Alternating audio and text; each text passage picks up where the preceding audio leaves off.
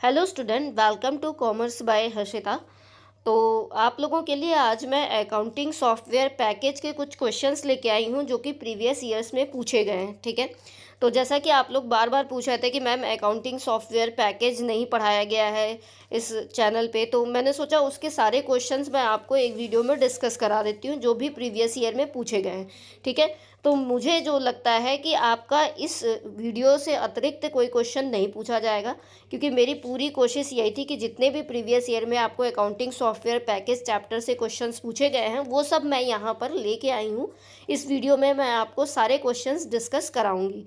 ठीक है, तो चलिए आज का वीडियो स्टार्ट करते हैं। तो हम बात कर रहे हैं अकाउंटिंग सॉफ्टवेयर पैकेज की, मतलब हम कंप्यूटराइज्ड अकाउंटिंग सॉफ्टवेयर की बात करने वाले हैं इस चैप्टर में। तो अगर हम इसमें पहला क्वेश्चन देखें जो कि 4 नंबर में पूछा गया है, तो पहला क्वेश्चन कह रहा है explain customised and tailored accounting software. मतलब कस्टमाइज्ड सॉफ्टवेयर क्या होता है और टेलर्ड अकाउंटिंग सॉफ्टवेयर क्या होता है। तो अगर हम बात करें तो कस्टमाइज्ड अकाउंटिंग सॉफ्टवेयर हमारा एक ऐसा अकाउंटिंग सॉफ्टवेयर होता है जो हम खरीदते तो मार्केट से हैं, लेकिन उसको अपनी नीड्स अपनी रिक्वायरमेंट्स के अकॉर्डिंग उसमें कस्टमाइजेशन कर लेते हैं। तो वही सॉफ्टवेयर आपका क्या कहलाता है, कस्टमाइज्ड अकाउंटिंग सॉफ्टवेयर कहलाता है। ठीक है, अगर हम देखें इसका मतलब समझने की कोशिश करें तो इसमें लिखा भी हुआ है it refers to a standard of the self accounting package that has been modified, जिसको हम मॉडिफाई कर सकते हैं, उसमें एडिशनल फीचर्स ऐड कर सकते हैं अपनी स्पेसिफिक यूज़र रिक्वायरमेंट, यानी अपनी एक स्पेसिफिक रिक्वायरमेंट को पूरा करने के लिए उसमें हम कस्टमाइजेशन कर सकते हैं। ठीक है, तो अगर हम इसकी बात करें कि इसको कौन यूज़ करता है, तो ये सूटेबल है आपके मीडियम और लार्ज बिजनेसेस के लिए, जहाँ पर जो नीड है वो more than generic features but do not require any entirely unique system, जिन्हें कोई यूनिक सिस्टम नहीं चाहिए और लार्ज स्केल पे उनका बिजनेस चल रहा है या मीडियम लेवल का बिजनेस है, तो वहाँ पर आप कस्टमाइज्ड अकाउंटिंग सॉफ्टवेयर का यूज़ कर सकते हैं। अगर हम एग्जांपल की बात करें तो आपका जो टैली सॉफ्टवेयर होता है ये आपका कस्टमाइज सॉफ्टवेयर होता है। इसको हम मार्केट से परचेज करके लाते हैं, मतलब इसको रेडीमेड भी बोलते हैं, और फिर जब हम इसमें अपनी रिक्वायरमेंट्स के अकॉर्डिंग कस्टमाइजेशन कर लेते हैं, चेंजेस कर लेते हैं, तो यही हमारा कस्टमाइज सॉफ्टवेयर भी बन जाता है। ठीक है, चलिए नेक्स्ट है हमारा टेलर्ड अकाउंटिंग सॉफ्टवेयर। तो इसको हम टेलर मेड भी बोलते हैं या सेल्फ मेड सॉफ्टवेयर भी बोलते हैं, क्योंकि ये जो है स्पेशली डिज़ाइन किया जाता है सिर्फ स्पेसिफिक ऑर्गेनाइजेशन को ध्यान में रख के। ठीक है, किसी एक बिजनेस या ऑर्गेनाइजेशन को ध्यान में रख के, उसकी रिक्वायरमेंट्स को ध्यान में रख करके जब एक स्पेसिफिक पर्पस के लिए कोई सॉफ्टवेयर अकाउंटिंग सॉफ्टवेयर बनाया जाता है तो वही क्या कहलाता है, सेल्फ मेड या टेलर्ड अकाउंटिंग सॉफ्टवेयर कहलाता है। ठीक है, मतलब इसको मार्केट से नहीं परचेज किया जाता है, इसको आप अपनी, और सपोज दैट आपका कोई बिजनेस है और आपको उसकी अकाउंटिंग करनी है और आप खुद से कोई सॉफ्टवेयर डिज़ाइन कर रहे हो उस पर अकाउंटिंग करवाने के लिए, तो वही आपका क्या कहलाएगा, टेलर्ड अकाउंटिंग सॉफ्टवेयर कहलाएगा। ठीक है, अगर हम इसके यूज़र की बात करें तो it is generally used by large businesses organisation with multiple users. तो जहाँ पे मल्टीपल यूज़र्स होते हैं और हमारी ऑर्गेनाइजेशन बड़ी होती है जोग्राफिकली, ठीक है, और अलग अलग लोकेशंस पे होती है, तो उस केस में हम जो है टेलर्ड मेड सॉफ्टवेयर का यूज़ कर सकते हैं। चलिए, हमने यहाँ पे 3 टाइप्स ऐड कर रखे हैं जो तीनों तरह के हमारे अकाउंटिंग सॉफ्टवेयर होते हैं। जैसे एक हमारा रेडी टू यूज़ या फिर रेडीमेड सॉफ्टवेयर है जो कि हम मार्केट से परचेज करके ला रहे हैं और तुरंत इस्तेमाल कर रहे हैं। ठीक है, दूसरा हमारा कस्टमाइज सॉफ्टवेयर है और तीसरा हमारा टेलर मेड सॉफ्टवेयर है। तो अगर हम नेचर ऑफ बिजनेस की बात करें तो रेडीमेड सॉफ्टवेयर स्मॉल और कन्वेंशनल बिजनेस में यूज़ किया जाता है। अगर हम कस्टमाइज सॉफ्टवेयर की बात करें तो ये लार्ज और मीडियम बिजनेस के लिए अच्छा होता है, और अगर हम टेलर मेड सॉफ्टवेयर की बात करें तो ये लार्ज बिजनेस के लिए अच्छा होता है। ठीक है, अगर हम कॉस्ट ऑफ इंस्टॉलेशन या मेंटेनेंस की बात करें तो रेडीमेड सॉफ्टवेयर लो कॉस्ट का होता है और कस्टमाइज सॉफ्टवेयर थोड़ा हाई होता है, और टेलर मेड भी जो है आपका हाई होता है। ठीक है, अगर हम इसके लेवल ऑफ सीक्रेसी की बात करें कि ये कितना इसमें सीक्रेट हम रख सकते हैं, तो ये लो होता है रेडीमेड में, और आपका कस्टमाइज में रिलेटिवली हाई होता है, और आपका सेल्फ मेड में भी रिलेटिवली हाई होता है। अगर आप नंबर ऑफ़ यूज़र्स की बात करें तो रेडीमेड सॉफ्टवेयर में लिमिटेड यूज़र्स यूज़ कर सकते हैं और कस्टमाइज़ में अपने स्पेसिफिकेशन के हिसाब से यूज़ कर सकते हैं, और आपका जो टेलर मेड है वो उसमें अनलिमिटेड यूज़र यूज़ कर सकते हैं। ठीक है, अगर हम अदर सिस्टम के लिंकेज की बात करें तो इसमें रेस्ट्रिक्शंस होती है, इसमें रेस्ट्रिक्शंस नहीं होती और इसमें भी रेस्ट्रिक्शंस नहीं होती। अगर हम एडॉप्टेबिलिटी की बात करें तो रेडीमेड सॉफ्टवेयर हाईली एडॉप्टेबल होता है, क्योंकि सीधी सी बात है, जो सॉफ्टवेयर मार्केट में बिक रहा है उसको सब लोग अडॉप्ट कर लेंगे खरीद के, ठीक है। और आपका कस्टमाइज सॉफ्टवेयर भी रिलेटिवली हाई होता है, लेकिन जो टेलर मेड है वो स्पेसिफिक होता है, क्योंकि वो स्पेसिफिक पर्सन या बिजनेस को ध्यान में रख के बनाया गया है, तो सब लोग उसको इस्तेमाल नहीं कर सकते, ठीक है। अगर हम ट्रेनिंग रिक्वायरमेंट की बात करें तो यहाँ पे लो चार्जेस लगते हैं, और कस्टमाइज में थोड़ा मीडियम लगता है, और आपका जो टेलर मेड होगा उसमें हाई ट्रेनिंग रिक्वायरमेंट होगी, ठीक है। चलिए, क्योंकि वो उसमें सब कुछ नया होगा। चलिए, अब हम क्वेश्चन नंबर 2 देखते हैं। क्वेश्चन नंबर 2 भी आपका 3 नंबर में पूछा गया है। इसमें कह रहा है कि हमें 3 वाउचर दिए हुए हैं, उसको एक्सप्लेन करना है। पहला है कॉन्ट्रा वाउचर, दूसरा है पोस्ट डेटेड वाउचर, और तीसरा है रिसिप्ट वाउचर।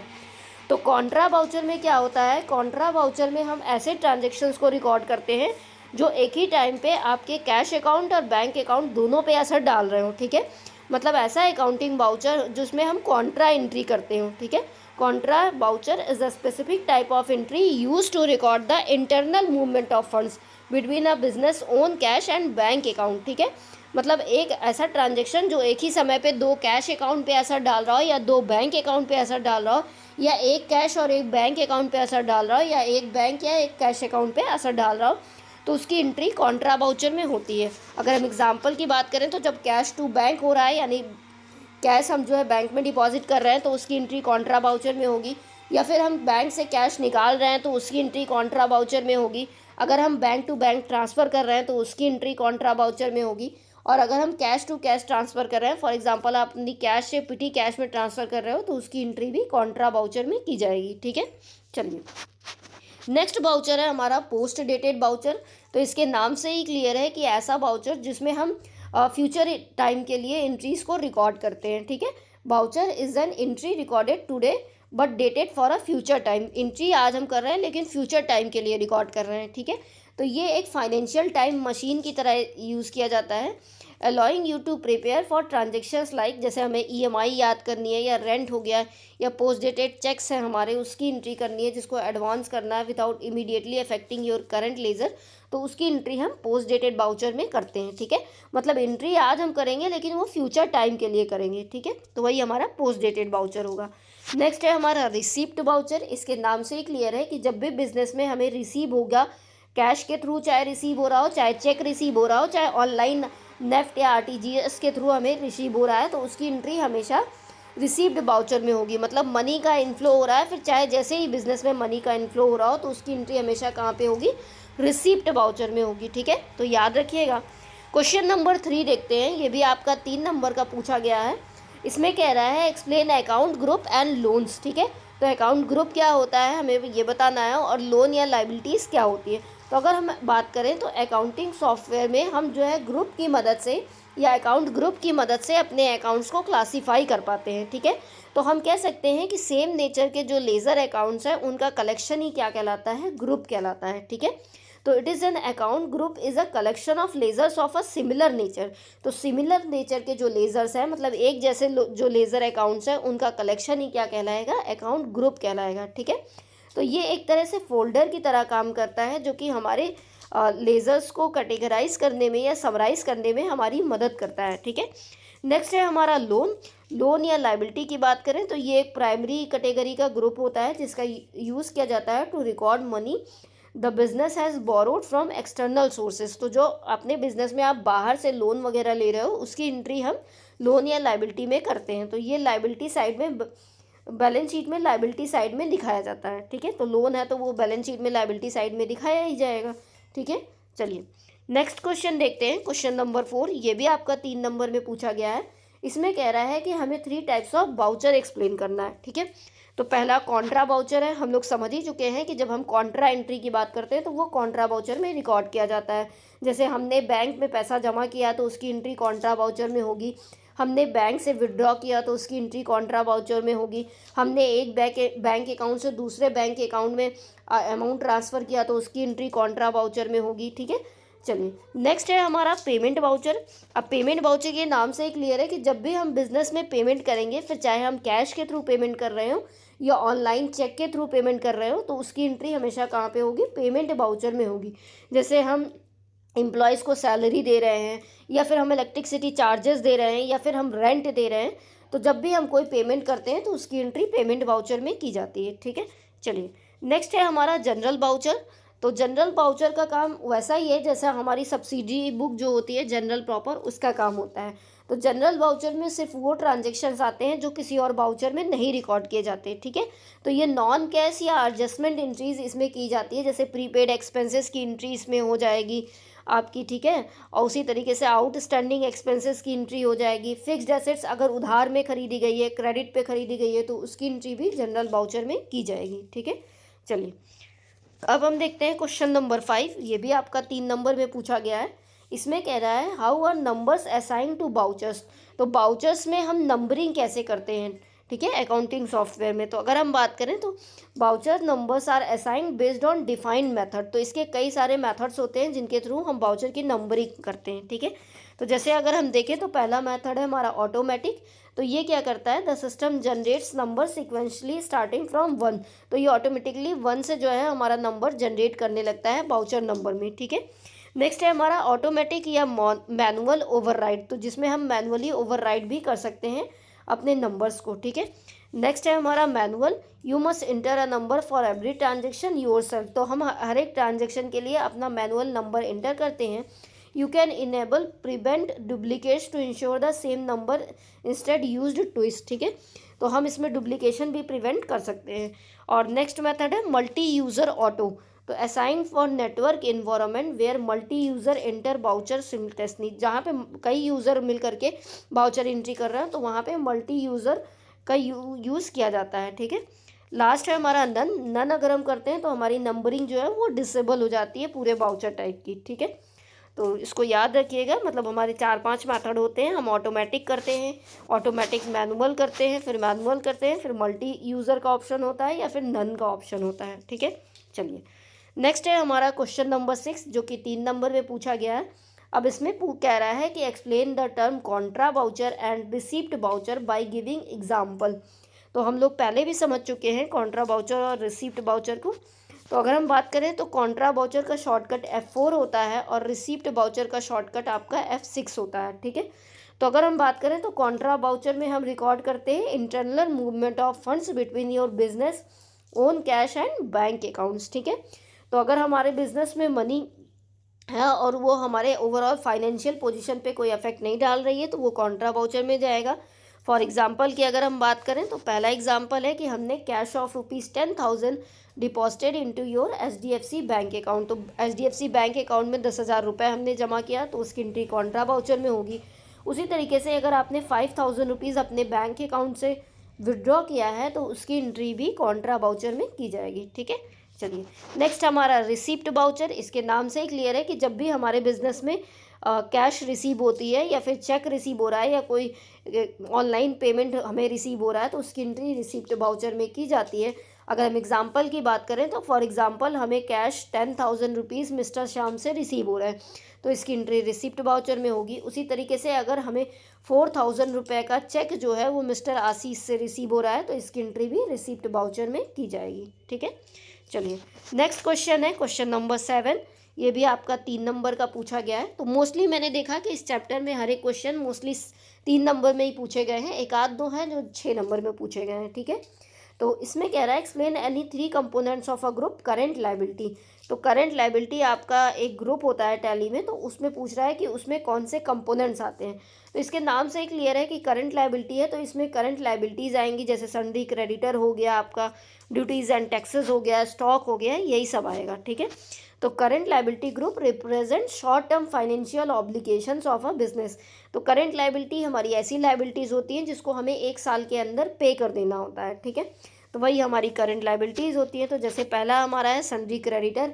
सन्ड्री क्रेडिटर मतलब जिनसे हमने सामान उधार लिया है, हमें उनको पैसा देना है इन फ्यूचर, तो वही हमारे लिए सन्ड्री क्रेडिटर हो गए। तो सन्ड्री क्रेडिटर हो गए आपके, ड्यूटीज़ एंड टैक्सेस हो गए जिसमें हमारे टैक्स वगैरह आ जाते हैं, ये आपकी आ गई। उसी तरीके से प्रोविज़न आ गया, जैसे हम रिजर्व प्रोविज़न फॉर डेप्रिसिएशन रखते हैं, प्रोविज़न फॉर टैक्सेशन रखते हैं, तो ये सब आपके प्रोविज़न में आ गए। तो अगर हम बात करें करंट लायबिलिटी में तो हमारे सन्ड्री क्रेडिटर आ जाते हैं, ड्यूटीज़ एंड टैक्सेस आ जाता है, आपका स्टॉक नहीं आएगा, सॉरी, वो तो करंट एसेट्स में आ जाएगा, प्रोविज़न आ जाता है, ठीक है। तो ये सारी चीज़ें आपकी करंट लायबिलिटी में आ जाएंगी। नेक्स्ट क्वेश्चन में कह रहा है explain 3 components of the group current assets. तो जैसे करंट लायबिलिटी का पूछा था, इस बार करंट एसेट्स का पूछ रहा है। तो अगर हम बात करें तो ऐसी एसेट्स जिसको हम 1 साल में कैश में कन्वर्ट कर लेते हैं वही हमारी क्या कहलाती है, करंट एसेट्स कहलाती है। तो इसमें हमारे सन्ड्री डेटर्स आ जाएंगे। सन्ड्री डेटर्स मतलब वो पर्सन जिनको हमने उधार सामान बेचा है और इन फ्यूचर वो ला करके हमें पैसे देंगे, तो वही हमारे लिए सन्ड्री डेटर्स होते हैं। इनको हम ट्रेड रिसीवेबल्स भी बोलते हैं, ठीक है। उसी तरीके से हमारा कैश इन हैंड हो गया, ये भी करंट एसेट्स में आ जाएगा। स्टॉक इन हैंड हो गया, प्रीपेड एक्सपेंस होता तो वो भी करंट एसेट्स में आ जाता, ठीक है। तो ये सब हमारे कंपोनेंट्स हो जाते हैं करंट एसेट्स के, तो इसको याद रखिएगा। नेक्स्ट क्वेश्चन है हमारा, ये भी 3 नंबर में पूछा है। इसमें कह रहा है list the information to be filled will creating a company using gateway of Tally. तो अगर आप गेटवे ऑफ टैली में कंपनी क्रिएट करते हो तो कौन कौन सी इन्फॉर्मेशन आप डालते हो। तो सीधी सी बात है, हम कंपनी क्रिएट करेंगे तो हमें कंपनी का नाम बताना होगा, अपना मेलिंग नेम बताना होगा, एड्रेस लिखना होता है, स्टेट और कंट्री चूज़ करना होता है, पिन कोड लिखना होता है, ठीक है। फिर कॉन्टेक्ट डिटेल्स ऑप्शनल होती है जिसमें हम अपना टेलीफोन मोबाइल नंबर डालते हैं, फैक्स नंबर डालते हैं, ईमेल है तो ईमेल डालते हैं, वेबसाइट डालते हैं, ठीक है। उसी तरीके से फिर हम बुक्स और फाइनेंशियल ईयर चूज़ करते हैं कि हमारा फाइनेंशियल ईयर क्या है, या बुक्स बिगनिंग हमारी कब से हो रही है। दोनों में 1 अप्रैल ही होता है, अब कौन सा ईयर चल रहा होता है उस हिसाब से हम डालते हैं। और नेक्स्ट हमारा सिक्योरिटी कंट्रोल का ऑप्शन होता है जिसमें हम पासवर्ड का यूज़ करते हैं। तो ये आपका ऑप्शनल है, आप चाहें तो पासवर्ड लगाएं, ना चाहें तो ना लगाएं, ठीक है। नेक्स्ट आपका बेस्ड करेंसी सिंबल होता है। तो करेंसी इन्फॉर्मेशन अपने आप उसमें फिल होती है, हमें बस इंटर करके एक्सेप्ट कराना होता है। तो ये सारी डिटेल्स हैं जो कि हम कंपनी क्रिएट करते वक्त डालते हैं, ठीक है। चलिए नेक्स्ट क्वेश्चन कह रहा है, ये आपका 5 नंबर में पूछा गया है। इसमें स्टेप्स पूछ रहा है to construct bank reconciliation statement in Tally. तो बीआरएस हमें कंस्ट्रक्ट करना है, तो हम कैसे करेंगे, टैली में, ठीक है। तो bank reconciliation statement in tally is an important activity that should be carried out by business to have better control as well as transparency regarding their money, ठीक है। तो ये कहीं ना कहीं एक इम्पॉर्टेंट एक्टिविटी है जिससे हम अपने बिजनेस का एक बेटर कंट्रोल कर पाते हैं और अपनी मनी की ट्रांसपेरेंसी रख पाते हैं, ठीक है। तो पहले हम बात करें तो सबसे पहले हमें बैंक अकाउंट सेलेक्ट करना होता है, ठीक है। उसके बाद हमें अप्रोप्रिएट बैंक डेट डालनी होती है, फिर हमें बैंक चार्जेस फिलअप करने होते हैं, फिर हम क्रेडिटर की डिटेल डालते हैं, फिर हम बैंक रिकॉन्सिलेशन स्टेटमेंट की रिपोर्ट प्रिंट करते हैं। तो यही इसका 5 स्टेप होता है। ये मैंने प्रीवियस चैप्टर में भी आपको बताया है, वीडियो में भी आपको बताया है, इसलिए मैं ज़्यादा डिटेल में नहीं बता रही हूँ ये क्वेश्चन, ठीक है। चलिए नेक्स्ट क्वेश्चन है हमारा 3 नंबर में ही है। इसमें कह रहा है name and explain the accounts involve in account group profit and loss account. तो सीधी सी बात है, प्रॉफिट एंड लॉस अकाउंट में क्या क्या आ जाएगा, तो इसमें हमारे इनडायरेक्ट एक्सपेंसेस आ जाएंगे और इनडायरेक्ट इनकम्स आ जाएंगी, ठीक है। तो इनडायरेक्ट एक्सपेंसेस हम प्रॉफिट लॉस में डेबिट साइड में दिखाते हैं, जैसे आपका सैलरी हो गया, रेंट हो गया, प्रिंटिंग स्टेशनरी हो गया, लॉस बाई फायर हो गया। उसी तरीके से इनडायरेक्ट इनकम हम क्रेडिट साइड में दिखाते हैं प्रॉफिट लॉस में, जैसे हमारा कमीशन रिसीव हो गया, इंटरेस्ट रिसीव हो गया, डिस्काउंट रिसीव हो गया, ठीक है। उसी तरीके से फिर ग्रॉस प्रॉफिट या ग्रॉस लॉस आता है ट्रेडिंग अकाउंट बनाने पे, तो उसको भी हम अपने प्रॉफिट एंड लॉस में ट्रांसफ़र करते हैं, ठीक है। चलिए अब नेक्स्ट क्वेश्चन है हमारा। इसमें कह रहा है give the meaning of the term password security. तो पासवर्ड सिक्योरिटी का क्या मतलब है, तो password security refers to the specific measures used to restrict access to sensitive financial data. तो ये कहीं ना कहीं एक स्पेसिफिक मेज़र होता है जिसके थ्रू हम अपने फाइनेंशियल डेटा पे एक्सेस करने का रेस्ट्रिक्शंस लगाते हैं कि हम पासवर्ड डालेंगे तभी उसको हम एक्सेस कर पाएंगे, अदरवाइज और कोई उसको एक्सेस नहीं कर पाएगा। तो वही क्या कहलाता है, पासवर्ड सिक्योरिटी कहलाता है, ठीक है, जिसके थ्रू हम अपने फाइनेंशियल रिकॉर्ड्स का रेस्ट्रिक्शंस लगाते हैं, ठीक है। चलिए नेक्स्ट क्वेश्चन आपका 6 नंबर का ही पूछा गया है जिसमें 8 यूजेस बताने हैं अकाउंटिंग सॉफ्टवेयर के। तो बहुत सारे यूजेस हैं, हम इसमें ऑटोमेटेड बुक कीपिंग करते हैं, फाइनेंशियल रिपोर्ट्स को जनरेट करते हैं, इन्वेंट्री मैनेजमेंट करते हैं, स्टॉक मैनेजमेंट करते हैं, टैक्स कंप्लायंसेस फिल करते हैं, जीएसटी लगाते हैं, पेरोल प्रोसेसिंग करते हैं, इनवाइस और बिल जनरेट करते हैं, डेटा का सिक्योरिटी रखते हैं और बैकअप क्रिएट करते हैं, ऑडिट ट्रायल और ट्रैकिंग होती है। तो ये सारे इसके फीचर्स होते हैं। ये हम प्रीवियस वीडियोज़ में डिस्कस कर चुके हैं ये क्वेश्चन, इसलिए मैं डिटेल में नहीं बता रही, ठीक है। चलिए नेक्स्ट क्वेश्चन आपका 3 नंबर का है। इसमें कह रहा है what is gateway of tally. और इसके 4 कंपोनेंट्स बताने हैं। तो अगर हम बात करें तो गेटवे ऑफ टैली आपका मेन एरिया ऑफ टैली कहलाता है। ये हमारा मेन वर्किंग एरिया होता है टैली का, मतलब हमें अपने आगे के टैली के सारे फंक्शंस जो एग्जीक्यूट करने हैं, सारे जो ऑपरेशंस परफॉर्म करने हैं, वो सब हम गेटवे ऑफ टैली में ही जा कर के कर पाते हैं। चाहे हमें लेज़र क्रिएट करना हो, चाहे हमें अपनी कंपनी की बैलेंस शीट देखनी हो, चाहे वाउचर एंट्री करना हो, स्टॉक एनालिसिस करना हो, ये सारी चीज़ें करने के लिए हमें गेटवे ऑफ टैली में जाना होता है। ठीक है, तो ये हमारा मेन होम स्क्रीन होता है या सेंट्रल नेविगेशन हब होता है टैली सॉफ्टवेयर का।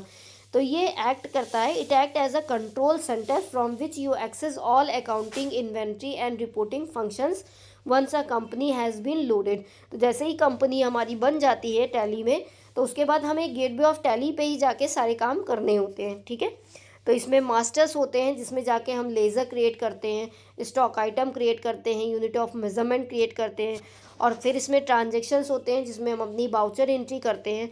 फिर इसमें यूटिलिटीज़ होती हैं जैसे डेटा इंपोर्ट करना या बैंकिंग ऑपरेशंस परफॉर्म करना, चेक प्रिंटिंग करना, ये सारी चीज़ें।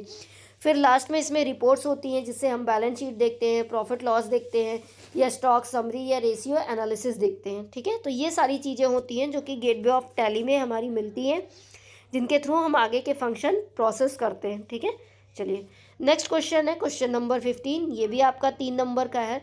इसमें कह रहा है give the meaning of group of accounts as per Tally software. तो ग्रुप ऑफ अकाउंट्स का क्या मतलब है?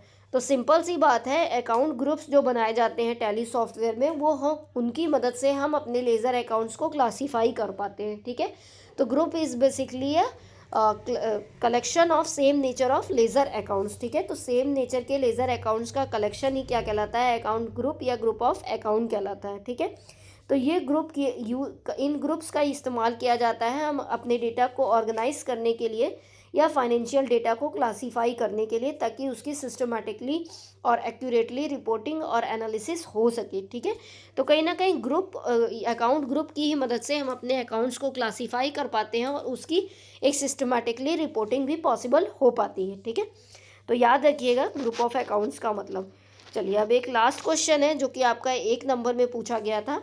इसमें कह रहा है which of the following software package is suitable for an organization where the volume of accounting transaction is very small. जहाँ पर हमारे अकाउंटिंग ट्रांजेक्शन कम होते हैं और एडॉप्टेबिलिटी बहुत हाई होती है। तो सीधी सी बात है, ऐसा सॉफ्टवेयर हमारा जेनिक सॉफ्टवेयर है जिसको हम जनरल सॉफ्टवेयर या रेडीमेड सॉफ्टवेयर या रेडी टू यूज़ सॉफ्टवेयर या ऑफ द सेल्फ सॉफ्टवेयर बोलते हैं। तो इसके कई नाम हैं। तो यही एक सॉफ्टवेयर है जिसकी एडॉप्टेबिलिटी बहुत हाई है, मार्केट से हम परचेज़ करते हैं और इस्तेमाल करते हैं, और नंबर ऑफ़ ट्रांजेक्शन कम होते हैं, तो उसमें हम इसकी रिकॉर्डिंग अच्छे से कर पाते हैं। ठीक है, तो आई होप आपको सारे क्वेश्चन समझ में आ गए होंगे।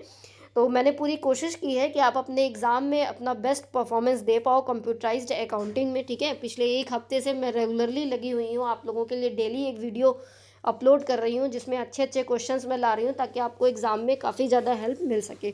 तो वीडियो अगर पसंद आएगा तो लाइक कर दीजिएगा और इसको ज़्यादा से ज़्यादा शेयर करिएगा, ताकि ज़्यादा से ज़्यादा स्टूडेंट बेनिफिट उठा सके। और चैनल को सब्सक्राइब कर दीजिएगा आगे की और वीडियोज़ देखने के लिए। और अगर आपको कॉमर्स के किसी और टॉपिक पे वीडियो चाहिए हो तो आप इस वीडियो के नीचे कमेंट कर दीजिएगा, तो मैं उसमें भी आपकी पूरी हेल्प करूँगी। चलिए चैनल को सब्सक्राइब कर दीजिएगा आगे की और वीडियोज़ देखने के लिए। Thanks for watching.